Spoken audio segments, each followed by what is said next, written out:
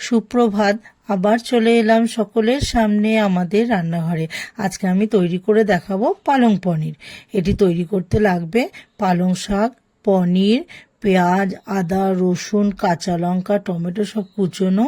এদিকে লাগবে সাদা তেল, নুন, হলুদ, স্বাদ মতো চিনি, ফোড়ন দেওয়ার জন্য গোটা জিরে, খাবার সোডা আর জিরের গুঁড়ো, জিরে আর ধনেটা আমি বেটে নিয়েছি, আর fresh cream, butter, kasuri methi আর কাজু বাদাম। এবার আমি ওভেনে কড়াই বসিয়ে গরম জল বসিয়ে দেবো। এবার জলটা গরম হয়ে গেলে ওর মধ্যে আমি আগে বেকিং সোডাটা দেবো। বেকিং সোডাটা দেবো যে পালং শাকটা সেদ্ধ করব তার রংটা যেন ফেড না হয়ে যায়। আমি বেকিং সোডাটা আগে দিয়ে একটু নুনটা দিয়ে দেবো। নুন দিয়ে কাজু বাদামটাকে দিয়ে একটু নাড়াচাড়া করে এইবার আমি পালং শাকটাকে দিয়ে আমি 2 মিনিটের মতো একটু আগে প্রথমে ঢাকা দিয়ে নেব।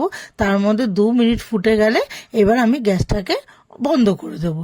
এবার 2 মিনিট হয়ে গেল, গ্যাসটা বন্ধ করে দিলাম। এইবার আমি একদম ফ্রিজের ঠান্ডা জল নেব।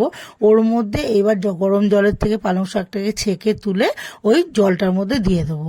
এবার জলটার মধ্যে 5 মিনিট রেখে এবার তারপরে জলের থেকে একদম চিপে নিয়ে এবার আমি মিক্সির বাটির মধ্যে ওগুলোকে রাখবো। রেখে তার মধ্যে আমি কয়েকটা কাঁচা লঙ্কা, যে যেরকম ঝাল খাবে কাঁচা লঙ্কা দেবো, আর পাতিলেবুর রসটা দেবো যাতে পালং শাকের একটু তো তিতো ভাবটা হালকা থাকে, ওটা যাতে না হয় তার জন্য পাতিলেবুটা দিয়ে এবার আমি পেস্ট করে নেব। তারপরে সাদা তেলের মধ্যে আমি পনিরগুলোকে হালকা করে একটু ভেজে তুলে নেব। এবার ওই সাদা তেলের মধ্যে আমি কিছুটা একটু বাটার দিয়ে দেব, আর গোটা জিরেটা আমি ফোড়ন দিয়ে দেবো।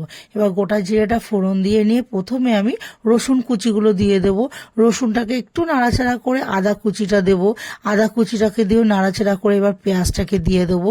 এবার পেঁয়াজটা একটু নরম হওয়ার জন্য আমি একটু নুন দিয়ে দেবো, পরিমাণ মতো নুনটা আমি দিয়ে দেবো।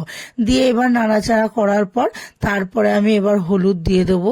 হলুদ দিয়ে তারপরে একে একে যেটা টমেটো কুচিয়ে রেখেছি সেই টমেটোগুলোকে ওর মধ্যে দিয়ে দেবো। তারপরে গোটা জিরে, গোটা ধনে যেটা আমি বেটে রেখেছি এবার ওটাকেও ওর মধ্যে আমি দিয়ে দেবো। এবার ওটাকেও দিয়ে এবার একটু নাড়াচাড়া করে নিয়ে তারপরে মশলাটা আর কি একটু হতে দেবো যাতে পুড়ে না যায়। গ্যাসটা একটু একটু কমিয়ে রেখেছি গ্যাসটা। এবার ওটা ভালো করে নাড়াচাড়া করে, নাড়া তো পুড়ে যাবে। এবার করে নিয়ে যখন দেখলাম যে হ্যাঁ তেলটা এটাও ভাজা ভাজা হচ্ছে, এবার যে পালং শাকের পেস্টটা আমি করে রেখেছি এবার পালং শাকের পেস্টটাকে ওর মধ্যে আমি দিয়ে দেব। এবার পালং শাকের পেস্টটাকেও ভালো করে মিশিয়ে নিয়ে এবার নাড়াচাড়া করে দেখব যে পালং শাকটাও একটু হালকা তেলটা ছেড়ে এসছে। এবার আমি কসুরি মেথিটাকে ওর মধ্যে আমি দিয়ে দেব। কসুরি মেথিটাকে দিয়ে একটু ভালো করে মিশিয়ে নিয়ে এবার স্বাদ মতো যে যেরকম ভাবে মিষ্টি খায় একটু চিনিটাকে আমি দিয়ে দেবো। দিয়ে এবার এটাকে ভালো করে এবার নাড়াচাড়া করে নিয়ে মিশিয়ে নিয়ে এবার যে পনিরটাকে আমি ভেজে তুলে রেখেছি এবার পনিরগুলোকে ওর মধ্যে আমি দিয়ে দেব। এবার পনিরগুলোকে দিয়ে নিয়ে পনিরটাকেও ভালো করে মশলাটার সাথে একদম মিশিয়ে নেব। এবার ওটাকে মেশাবার পর এবার যেগুলো কাঁচা লঙ্কাগুলো আমি কুচিয়ে রেখেছিলাম এবার ওই কাঁচা লঙ্কাগুলোকে আমি ওর মধ্যে দিয়ে দেব। এবার কাঁচা লঙ্কাটাকে দিয়ে নিয়ে ভালো করে নাড়াচাড়া করে মিশিয়ে নিয়ে এবার আমি ইয়েটা রেখেছি বাটার, আর এই বাটারটাকে এবার আমি ওর মধ্যে দিয়ে দেবো। এবার বাটারটাকে দিয়েও ভালো করে আমি মিশিয়ে নিয়ে তারপরে আমি যেটা ফ্রেশ ক্রিম রেখেছি এবার ফ্রেশ ক্রিমটাকে আমি ওর মধ্যে দিয়ে ভালো করে মিশিয়ে আমি রাখবো। ফ্রেশ ক্রিম যে দিতেই হবে তা না, না থাকলেও না দিলেও চলবে, বাটারটাকে দিয়েও না। আমার ফ্রেশ ক্রিম ছিল আমি দিয়ে নামিয়ে রেখেছি। তাহলেই তৈরি হয়ে গেল আমার পালং পনির। যদি এই রান্নাটি ভালো লেগে থাকে তাহলে লাইক করবেন, কমেন্ট করে জানাবেন, শেয়ার করবেন, অবশ্যই সাবস্ক্রাইব করবেন। ধন্যবাদ।